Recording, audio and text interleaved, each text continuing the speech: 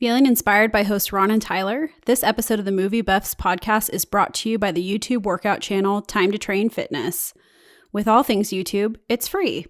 Jump into a bar class, crank out a cycling workout, or pump out a strength session. Everything you need to work out for free at home. Check out the description and subscribe today.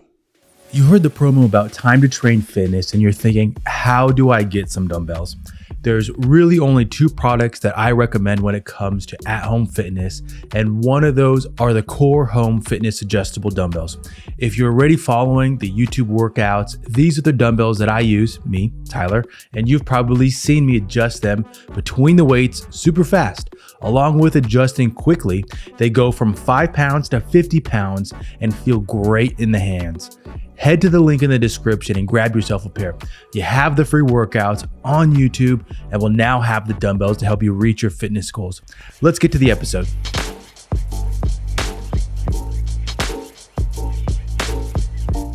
Welcome to another rankings episode in the MovieBuffs Podcast. My name is Tyler Valencia and I got a rankings here that's got a little bit of a theme.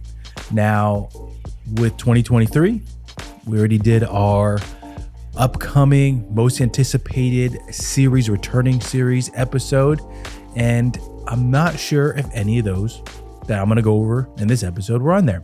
Now, the theme of this episode is that it's comedy series with a season 3 coming this year.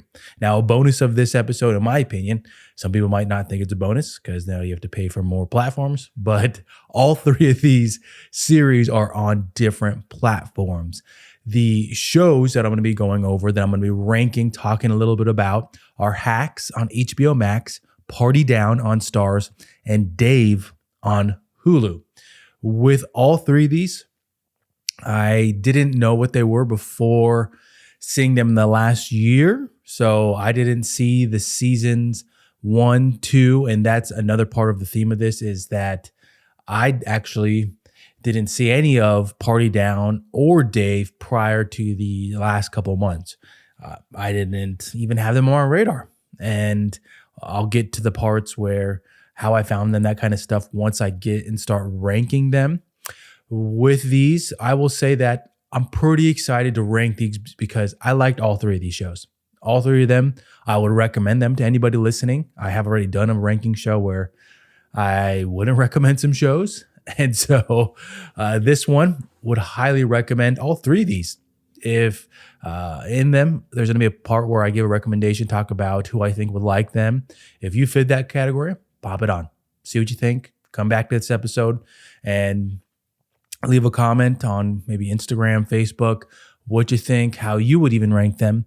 That definitely helps out. And I got to give a shout out to all our listeners. Thank you for tuning in. I've been very surprised with even our YouTube episodes, how well those have been going. So if you are not already subscribed on YouTube, make sure you head over there. There will be a link in the description to smash that subscribe button. If you want to listen on YouTube, or continue to listen to on your favorite podcasting platform, whether it's Spotify, Apple Podcasts, SoundCloud, whatever that might be. Thank you for listening. Thank you for tuning in. Thank you for sharing it. Before I get to the rankings, I'm going to do a little honorable mention here. And it's not an honorable mention because I thought the show was actually awful. But in making this episode, I was looking for a third show to fit into it. It ended up being Hacks, but I was texting with a few people that listen to this podcast on maybe some recommendations. And we came across, my wife and I, Reboot on Hulu. And it had to be one of the worst shows I've seen in a bit. And I say it's so bad because I would have rather, and I actually did, put on an episode of Alaska Daily, which is another not a good show on Hulu. And we tried Reboot. And I just got to say, if Hollywood is even just 1%, less than 1%, even if it's a 0.05%, 0.03%, like anything in the show, no wonder we see so many straight to streaming movies, unoriginal movies that lack any type of real story that you could just guess it. Because I know, I have to go back. I know that this show is making fun of Hollywood stuff. I know that it's a joke. And that's why I'm saying if if even 1% is like this show, no wonder. This show is not funny in my opinion. I think that there's a lot of stereotypes in it that just don't hit anymore. I think it's maybe 10 years, 15 years too late. The idea of it is that they're rebooting an old show that was a hit. Now they bring back the original cast. They're supposed to have new writers. And let's see how this all works with making this show. So it's like behind the scenes, but it's just not funny in my opinion. I think it's the creator or producer of Modern Fam. And in my opinion, the last few seasons of Modern Fam were pretty bad. I actually stopped watching. I loved the first handful of seasons of Modern Fam. I think they're hilarious. I think that they're timeless, but the last few seasons just went down hard. I just completely stopped watching. The characters, the storylines, they just were bland and the characters became more awkward than anything. And my wife, she knows that. She knows that I just thought a lot of the characters were just super awkward and it just was not entertaining to me. So either the creator or producer, whatever it might be, reboot. That's the new show on Hulu. And I think it's garbage. So that's my dishonorable mention of this episode before we get to talking about the three here. So Hacks, Party Down, Dave, let's get to it. Number 3 in my rankings, and I'm not saying it's the bottom of any real food chain, but Party Down. And this one might be new to some people, but you're not new to the characters in it. You're not new to the actors in it. It's a comedy series on Stars that can either be a casual watch, could easily be just something you pop on, don't really pay attention to, still relaxing, maybe on your phone on the couch, or it could be something that you just want to get a good laugh because it's definitely funny. There are definitely funny parts in it, I think. I think that parts of it can really be something that a lot of people, I can't say a lot of people will enjoy it. There'll definitely be people that will not enjoy this series, but I think that it's one that it's an instant mood boost. You turn it on, each episode, different storyline, and that's kind of the theme of it. So let me give you the IMDb summary here. It's a group of actors who move to Los Angeles to make it big, but end up working as caterers. I personally have to add in there that the description should include writers, because if you watch it, you know there's a character that's a part of the catering staff, that he's a writer and he makes it known, and that is Martin Starr. But just think, actors, writers, trying to make it big in Hollywood, and they end up being caterers, and the cast is just stacked with comedians. So let me give you some names here that you're going to recognize. Adam Scott, so Parks and Rec. When I mentioned this show to one of my buddies, he said that he hates Adam Scott because of his character in Step Brothers. I guess that makes him a good actor then, if he makes you hate him across all platforms. I definitely am in that boat with some actors and actresses that I just can't stand them. I'm drawing a blank on 500 Days of Summer. What's her name? That actress, regardless, I don't like her anymore. Her name's just on the tip of my tongue. I can't believe I'm just blanking on it right now. But next in this there's Ken Marino. So he's like the step weird dad in Role Models, or he's a D-bag in a handful of movies. I always remember him from Wanderlust. I don't know why I like this movie too much, but whenever it's available on Amazon Prime, HBO Max, I always end up watching it. It's not even that good, but it's just one of those movies for me that I will just watch it. And it's kind of like that one, another one that my wife will say that I put on a lot, and it's not another good movie. And it's so random. But A Big Year, it's about birding. Yeah, I've seen that movie with Jack Black and Owen Wilson, and I like that one. But Ken Marino, he's in a bunch of, I'll say, these types of comedy movies. But he's in this show. There's Martin Starr, another one that's part of kind of that gang of actors, comedians that you'll see across things like Knocked Up. He's not in 40-Year-Old Virgin, but he's in a lot of the Seth Rogen movies. There's Lizzie Kaplan, Jane Lynch, big name there, Megan Mullally, and Ryan Hansen. So comedians that really make it entertaining. Favorite character, that's a new thing that I'm going to throw in this rankings. My wife said I should put in who's my favorite character in all of these shows. I guess it's Adam Scott. I don't really have a favorite character from Party Down. Ken's pretty funny. He's like the what is he called? The team leader of the caterers. He's kind of clueless. He's a clueless leader. He wants to be a really good leader. He wants to be a manager. He wants to get these investment opportunities for what is it? Crackers for Soup? Is it Soup for Crackers? One of those. That's the name of one of these franchise ideas that he has. And he's just kind of can a guy be a ditz? Because he's a ditz.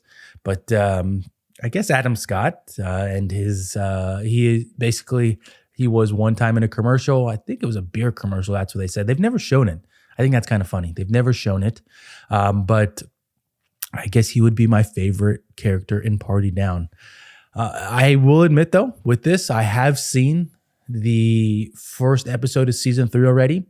I like how they handled, there's a part in it where they briefly mentioned the pandemic, and I think it's funny how they handled the pandemic. Is not funny at all, but the way that they handled it, it was pretty good, and how they tied it into bringing the cast together.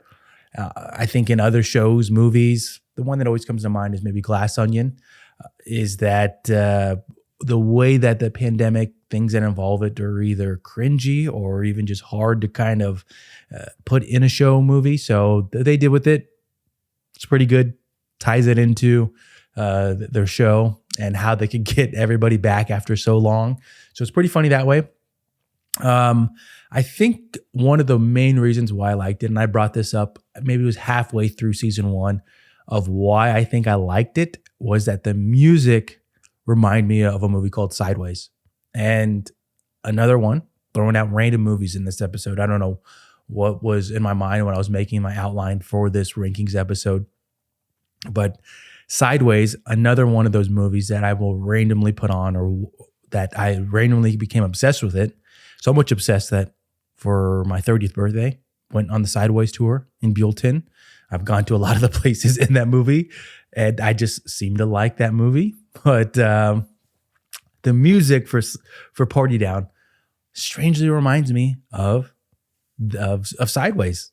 And I feel like that kind of relatability was like a hook for me. Like, okay, I want to watch it. And the theme song kind of gets stuck in my head kind of thing. So that was one of the pieces that tied me in. Of course, again, it's a good laugh. It's a good show to pop on. And my recommendation is definitely a watch it. I said at the beginning of this in the opening that all these shows are a watch in my book. Not a series by any means that is serious. It's a laugh. It's a comedy. Each episode is a new party that they're catering for. And just their oblivious nature to life, I'll say, really makes it funny. It stirs the pot, and something new in each one that you'll definitely get a laugh at. And so, final thought on this, already returned. It started back up on the 24th. I believe new episodes release on Fridays. So that's on Stars, and that's number 3 in this rankings. A quick promo break here in this episode. If you've been a fan of our podcast, you've probably already heard me, Tyler, one of your hosts, talk about the Naboso insoles. If you are ever wondering about, what are insoles? How do they help my feet? Are they really useful? I got to tell you that I've been wearing these Duo insoles for probably a year and a half now, and I think they're game changers. If you sit at a desk, if you are on your feet, so basically anybody, for anybody in the world, they can really help with your health. If you ever have foot pain, or if you have any type of issues with your feet, these can be a game changer for you. Hopefully you take my word on it. You head to the link in the description, you buy yourself a pair, and you come back and you share it that, I actually bought those insoles and they actually do work. That'd be something that we'd love to hear, love to see, because that means that you're working on your health. That's it for the promo break. Let's get back to the episode. Now, number 2 in this rankings. And this one, surprisingly, I have the most to talk about. With making a show, making a rankings, I type up a lot to kind of remind myself there's a lot of things that I want to hit on each thing. And I know that that's different than some podcasters. And this show, for not being, I can't say it's not serious because they go over serious things. And that's something I'm going to touch on in just a bit. But I seem to talk about this one a lot more than the others outside of this episode. So I have it at number 2, and I was turned on to Dave on Hulu by my younger sister. She gave me some suggestions for shows that she likes, and I'd seen the images on Hulu before. I think I've even maybe seen trailers in the past that just didn't register for me. Maybe I just thought it was dumb or just not a funny idea. I don't know what, but I never thought to watch it. And I'm pretty, I'll say that we binged it. I think we finished it in maybe a couple weeks. Again, 2 seasons already available on Hulu. And even after watching the trailer, I think on Hulu right now, they only have the trailers for season 3. So they don't have the original trailers. And if you watch that trailer, you're kind of like, what is going on? What is this even about? And that's pretty spot on. If you've watched season 1, season 2 of Dave, being confused or being just like kind of like, what is going on in this show? That's pretty spot on for describing it. Let me get into now some background information on it. So Dave, IMDb summary here, a neurotic mid-20s suburbanite's convinced he's destined to be one of the greatest rappers of all time. Now he's got to prove it to everyone else. And that's pretty much what the show's about. It's about Dave. It's based on, I don't know how closely it's based on Lil Dicky, if you're familiar with the rapper Lil Dicky. I did a little bit of research after watching it while I was watching it to see how much it was about Lil Dicky. And it just says it's based on Lil Dicky. It doesn't really go too much in. I couldn't find too many stories. It's not like I did intense research on it. I just wanted to know if it's actually based on him, if any of the storylines were real. And there's some pieces that are, some personal things that are in the show that are real. I think his surgeries that he has as a kid, some type of an issue, it's not a disease, but some surgeries that he had as a baby that you might have never heard of that have to do with a male's private parts. That's in the show. There's some pieces about his hype man that are real, that are in the show. So those are all things that I was surprised to see were real and that are actual things that are based on Lil Dicky and the people around him that are talked about in this show. With this, when I talked about this, when I read the summary out loud there, and I remember when I pasted in there, I was like, okay, that kind of sounds like it. But when I say it out loud and I think back to, I think it's season 2, he talks about Kanye, who I'm not a fan of anymore, but like how mostly I'm not a fan of Kanye anymore. I'll say he's an idiot. And there's a term that I'm going to talk about in a bit, narcissism, that Dave talks about how he needs to be like Kanye. And I think it's in a flashback episode that he thinks that he needs to be like Kanye or he's so deep in this thought that he's going to be the greatest in order to make it. And that is really what the show's about. And then his relationships with others and how that all plays out. And so I'm going to talk about that now, narcissism. And maybe I don't hang around enough individuals that are narcissists to really know what it's like. And at first, when I was watching it, the first couple episodes, I just thought he was an idiot. Like, I just thought he was oblivious to life. I just thought he was maybe just an individual that was coddled throughout his life by his parents, by his friends, that just know he's an idiot. And it wasn't until they started talking about it, I think, or it is his girlfriend, Allie, in the show, that calls him a narcissist and how she knows he is one. And this becomes a part of a storyline, a big storyline in each season so far. But it made me really think about it because, again, I just mentioned, I don't know off the top of my head, maybe. I think I had to think about it when I was talking this out loud with my wife, that narcissism, it's not something that I think about with friends, because when you watch the show, I would say that Dave is not someone I would hang out with or someone that I would look up to, or I think that was, wow, you're a great person. And so watching it, how I said, I just thought he was an idiot. And so it didn't really register for me. And I had to really think about that, how narcissism and people can be narcissists. And so with this show, though, a positive thing that I have to really say about it, and I think I mentioned this in what rankings did I do that I talked about this? I'm drawing a blank again. But I like how they handle sensitive topics. I think that that is a good quality, a good characteristic of a show, a movie. How do they handle sensitive topics that some shows won't even touch, or some shows they try to and they just kind of tiptoe around it? The best example, and I remember I was texting with my little sister about this, that his hype man, Gata, is bipolar, and they have a whole episode on it. And what they do so well is that you feel what Gata is going through. They film it in a way, they talk about it in a way that you feel it. And I'll admit it that once they're tying up, going through the end parts of the episode, where I'll just say right now, it's not really giving anything away, that Gata tells everybody involved with Lil Dicky, manager, the producer, that he has, that he's bipolar and he takes medication. They support him. And I think that that is one of the things that is, we want to be tough as men. We want to act like everything's okay. But being able to show that we have issues, we have things that do not make us invincible, that makes us real. And that show, and when Gata does this, his circle supports him. They say thank you. They say thank you for sharing this. Thank you for letting us into what it's like, what's going in your life, and why you're a certain way. And I think those are the pieces where that's how you can make connections, relationships. When people understand why you're a certain way, what you're going through, all that kind of stuff, it makes you real. It makes it so you're not superficial.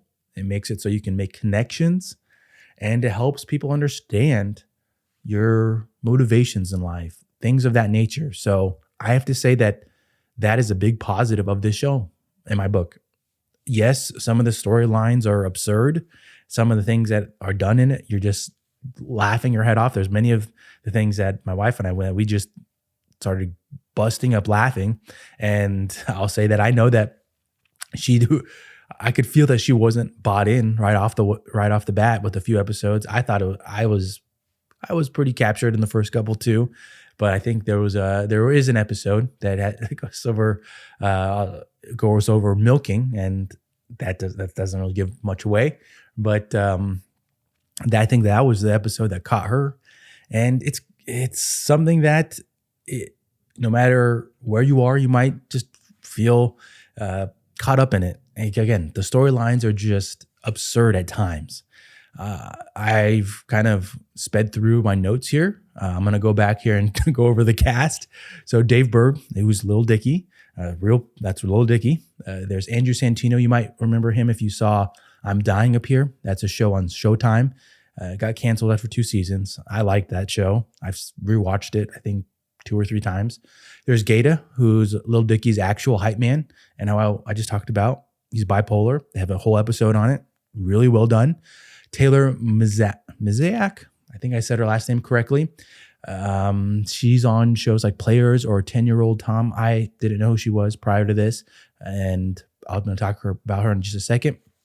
Christine Coe, she's also in Only Murders in the Building or Handmaid's Tale. She did a couple episodes in both of those. And then Travis Bennett, he's the producer in this. He's the music producer in the show, not the actual producer of the show.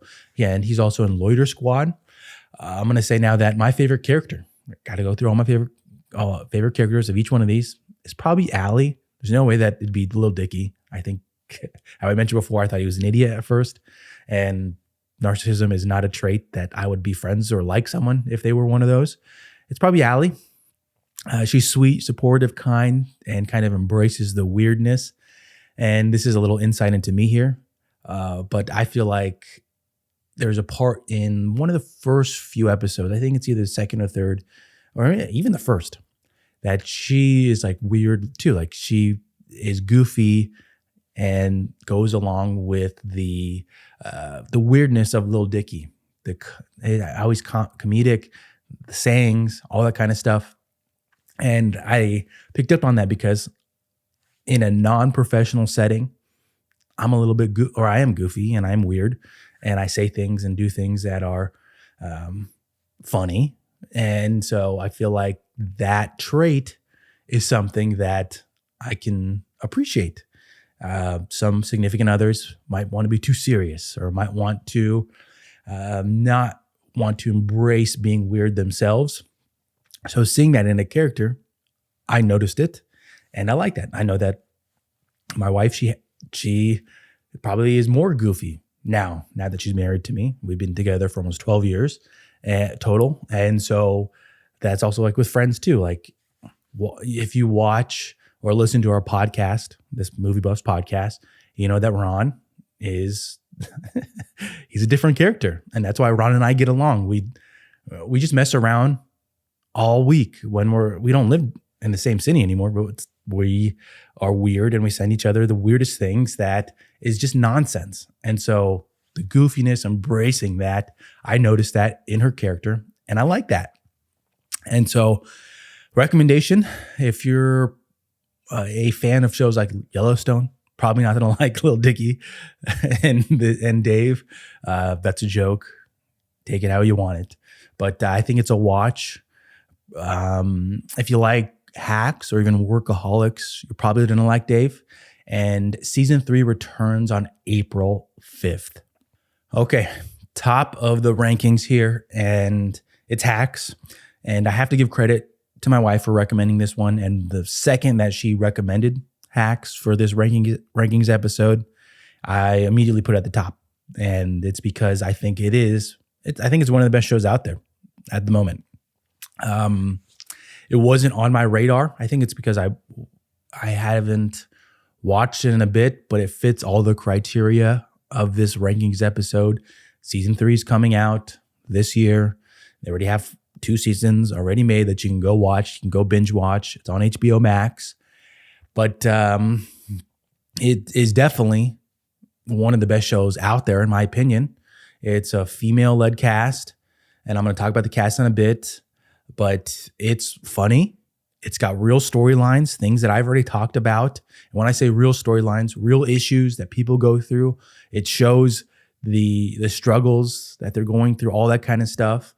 And so I believe it's the top of this rankings episode. And it's a comedy, yes, but it has all the things that you want to see. You want to see a flawed character. You want to see relationships. You want to see how the storylines of secondary characters play out, all those types of things. Well done, well acted. And that is why it's the top of this list. And so let me give you the IMDb summary here. It explores a dark mentorship that forms between Deborah Vance, a legendary Las Vegas comedian, and an entitled outcast 25-year-old. Now, the 25-year-old, she was a writer. She is a writer, comedic writer, and I think at one point, and I'm drawing a blank on if she had a hit at one time, but she says a lot of. She doesn't hold back on things sometimes, and so she was kind of outcast with writing, and then her agent recommends that she go to Vegas, and because Deborah, she's struggling to find someone to help her with her writing, her act, and somehow they hit it off despite being opposites. Now, that last part, that's just me kind of summarizing it there. And let me give you the cast here before I start rambling on about this show. The cast includes Jean Smart. So she already won 2 Emmys for this role. So that right off the bat, why it's one of the best shows out there, in my opinion. And a fun little fact, she's 5'10". I didn't know that. Tall woman. And that's how tall I am. So fun fact for y'all. Hannah Einbinder, that's the outcast 25-year-old in this. I don't know if she's actually 25 years old in real life. I just was putting down the cast. I didn't know who she was prior to this. She's funny. She's definitely not my favorite character. She plays a writer that I don't know if it's stereotypical, the things that she does. getting the $15 coffees when she's back in LA, making sure that you say all the right things, or making sure that everyone's inclusive, all those types of things. She's that type of character that she plays in it. And again, I didn't know who she was prior to this. When I looked up things that she's been into before, it wasn't really much, but she's a great actress. And she definitely gets you invested in the story, in her role right off the bat. Other characters in this, or other people in this cast, Carl Clemens Hopkins, he's basically, he runs the Jean Smart's, Deborah Vance's whole enterprise. She does more than just being a comedian. She's an icon, and he's the manager of everything. Paul W. Downs, agent, and then Megan Stalter. And I made sure to include her in this because if you watch cooking shows on Netflix, she's in one where I didn't watch it, but I think you have to get like some type of vending machine stuff and make them into meals. I don't know. I just remember seeing her in the preview for it when Netflix was trying to push it. That's who she is. She's in this as well.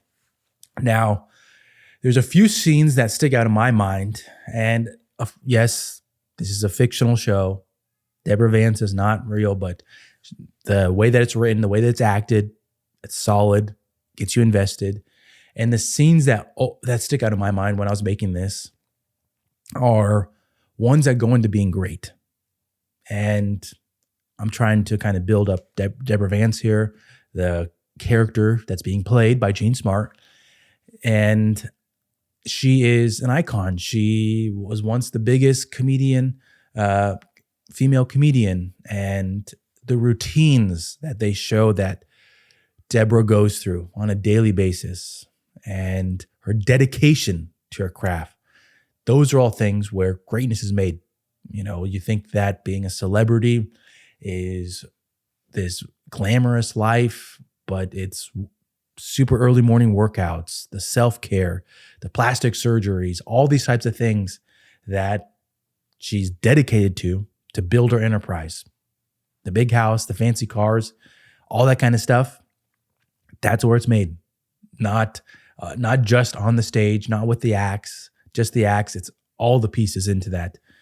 Again, I know that's fictional, but those parts of it, those scenes, they stick out in my mind because we want to just see the fancy stuff on social media, the cars, all that kind of stuff.